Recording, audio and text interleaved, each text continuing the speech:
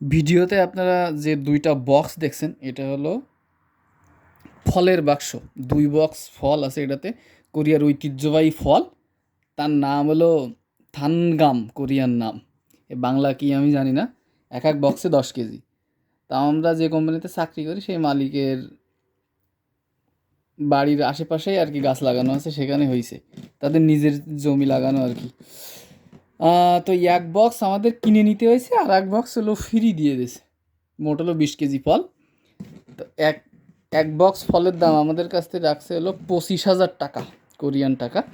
বাংলাদেশি টাকায় প্রায় ২,০০০ টাকা আসে।